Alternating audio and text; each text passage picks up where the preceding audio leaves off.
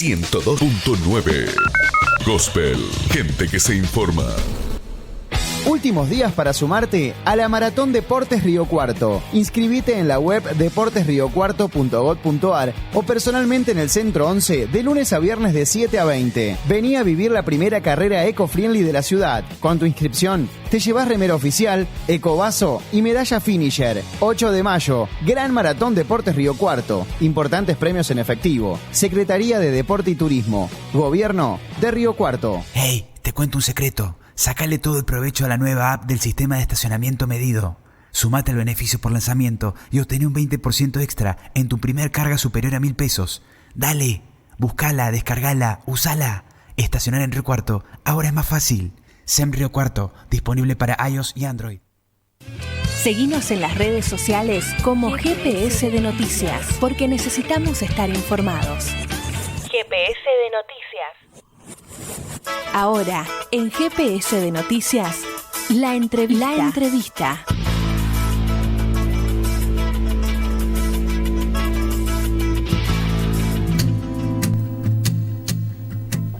6 de la tarde con 38 minutos en todo el territorio nacional, y en el día de hoy se dio un lamentable hecho en inmediaciones del Colegio Concordia, con un hombre masturbándose frente a la institución y también frente a los niños y niñas. Ya está aquí para dialogar sobre lo sucedido la abogada y coordinadora del área de género de la Defensoría del Pueblo, Lucía de Carlos. Buenas tardes, Lucía. ¿Cómo estás? Buenas tardes, Nahuel, Delfina. Hola. ¿Cómo están?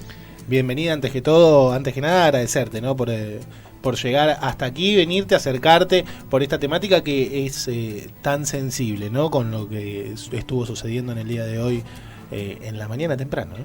Cerca del mediodía. Sí, bueno, muchas gracias a ustedes y a Franco por la invitación. En verdad es una temática grave e importante, y es bueno que desde los medios de comunicación se difunda como para poder tener mayores herramientas a la hora de prevenir y erradicar estos actos que son parte de la violencia que sufrimos las mujeres cotidianamente, y particularmente las infancias, ¿no? Como grupos vulnerables. Justamente hablando de difundirlo, como para que lo tengan también en cuenta todos los ciudadanos y ciudadanas, ¿no? ¿Cómo debería proceder la ciudadanía ante este tipo de hechos? Bueno, es necesario que se lleven a cabo las denuncias pertinentes, porque son situaciones que son más comunes de lo que uno cree. Sabemos por las estadísticas que al menos entre los grupos de mujeres, el 100% de las mujeres en algún momento de nuestra vida tenemos que sufrir el acoso callejero, y lamentablemente lo hacemos desde temprana edad. Los reportes hablan a partir de los 9, 11 años aproximadamente. Tenemos que empezar a sufrir y tolerar estas situaciones que, bueno, a esa temprana edad también incluyen niños varones, ¿no? Entonces, bueno, sabiendo que estos grupos humanos están expuestos de esta manera, es necesario que se lleven adelante las denuncias pertinentes, se hagan las investigaciones correspondientes y se sancione a los culpables. Esto se puede hacer en las dependencias de la policía de la provincia. Y si alguien necesita un mayor asesoramiento o indicaciones de cómo llevar adelante estas denuncias, existe una línea nacional con la que se pueden contactar de manera telefónica, que es el número 144. Allí les van a asesorar. Y si no, también se pueden acercar a instituciones que tenemos en nuestra localidad que estamos trabajando en estas temáticas, como por ejemplo nuestra área de género en la Defensoría del Pueblo, o el área de la mujer en la subsecretaría de Río Cuarto, también de nuestra municipalidad, así como quizás en menor medida en CENAF. Digo en menor medida porque CENAF muchas veces requiere de la denuncia previa para poder intervenir, pero para llevar adelante un asesoramiento, que entendamos nuestros derechos y cómo se están vulnerando, nos podemos acercar a estas dependencias municipales. Hay gente que normalmente que es adulta que decide no realizar las denuncias pertinentes, ya sea porque lo consideran un caso aislado o porque no se sabe quién es específicamente la persona que está realizando este acto. ¿Por qué crees que hay parte de la ciudadanía que no quiere denunciar este tipo de hechos? Y hay desconocimiento por un lado, no entender quizás cómo opera una denuncia. Por supuesto que mientras mayores datos podamos aportar a la policía, siempre van a poder investigar de manera más eficaz, más rápida, pero uno se tiene que acercar con los datos que posee.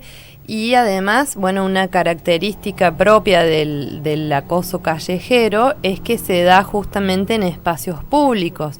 Actualmente hay muchas cámaras de seguridad, tanto de personas privadas como del Estado, monitoreando el espacio público, y se pueden reconstruir hechos de manera tal que se pueda hallar a la persona culpable, ¿no? Pero creo también que mucha gente no se quiere involucrar, o porque le resta importancia a la temática, o porque no quiere de alguna manera sufrir las consecuencias de tenor administrativo, por decirlo, que pueden conllevar una denuncia, que es tener que participar luego como testigo y demás. En realidad, sí, bueno, conlleva un tiempito que uno le tiene que dedicar a eso, pero tenemos que pensar que estamos protegiendo derechos que son fundamentales, derechos humanos, derecho a la intimidad de las personas, ¿no? A poder manejarse de manera libre por las calles, y que además no sabemos en qué momento el acoso callejero como tipo de violencia, y particularmente de violencia de género, puede pasar dentro de lo que son los espirales de violencia a una situación más grave, que implique consumación de otros tipos de abuso sexual, ¿no? Y poner en riesgo la integridad psicofísica, principalmente de las infancias y también de mujeres.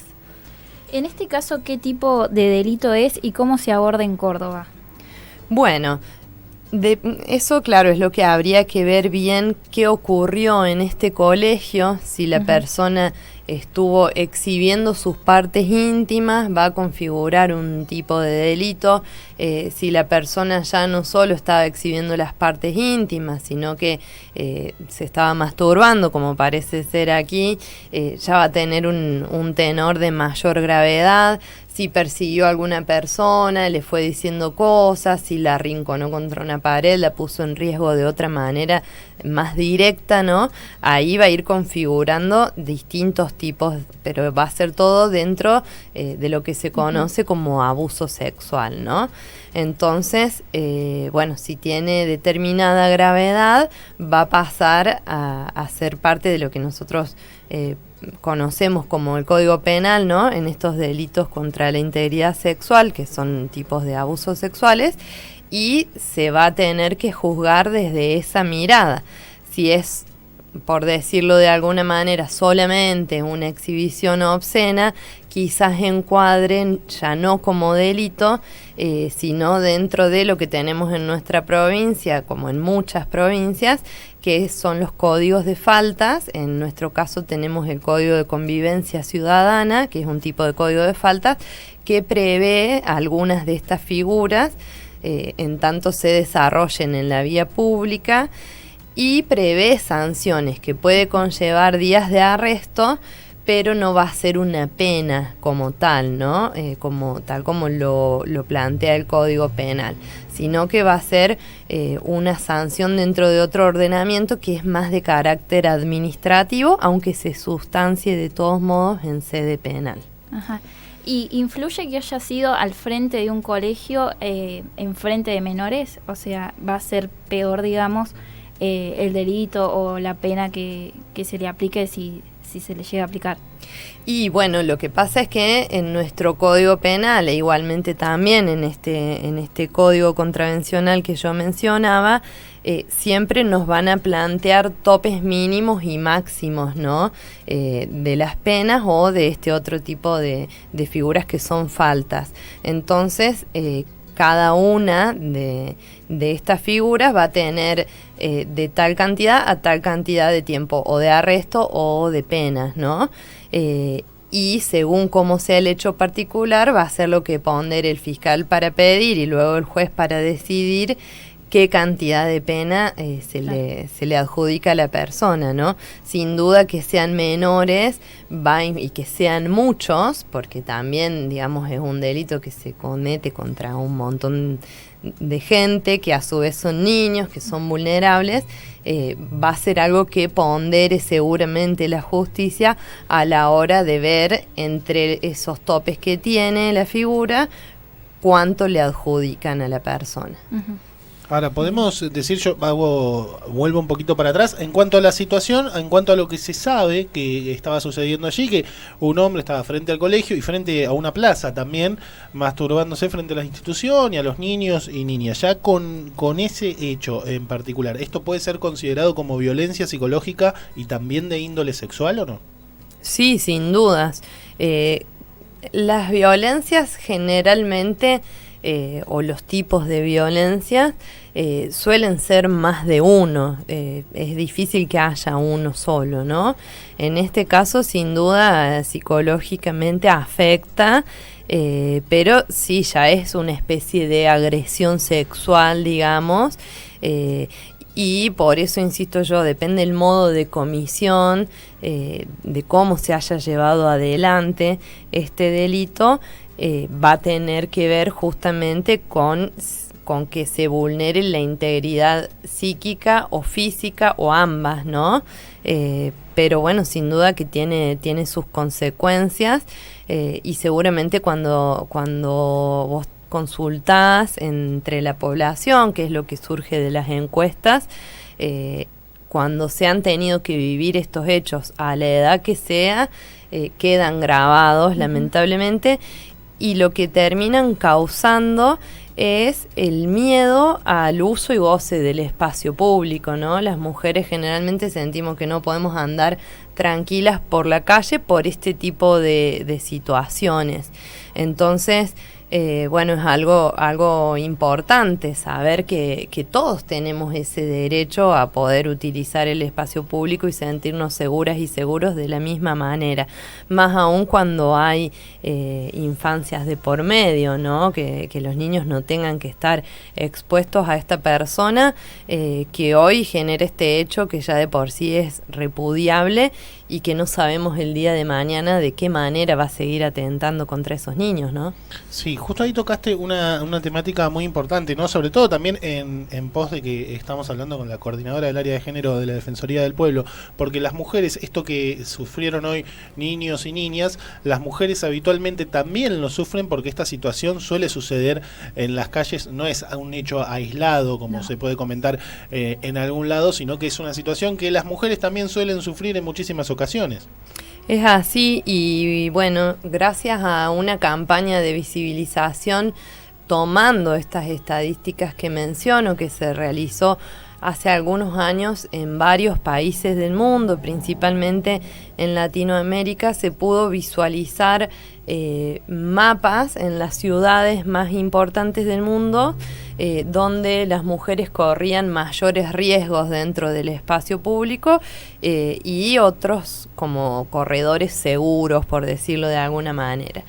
Siempre los resultados tenían que ver con que, por ejemplo, paradas de colectivo eran entre los lugares más inseguros de todos, ¿no? Y la verdad es que yo creo que seguramente todas las usuarias de colectivo en algún momento nos hemos sentido incómodas esperando que llegue rápido el colectivo, sobre todo en horarios nocturnos o en condiciones de poca luz y demás. Esto, luego de que se pudo visibilizar a nivel mundial, se pudo empezar a trabajar y en Argentina en el año 2019 se logró incorporar el acoso callejero a la Ley de Prevención Integral de Violencia hacia las Mujeres como una modalidad de violencia, ¿no? Y que tiene que ver con el acoso sexual, que hoy por hoy directamente se habla de abuso sexual. En casos de violencia de género se puede acudir a la Defensoría del Pueblo, ¿no? Por supuesto, sí, en casos de violencia de género, en todas las temáticas de género y por supuesto en estas situaciones también. Nuestra área, si bien está nominada como área de género, está muy enfocada también en los derechos de niños, niñas y adolescentes.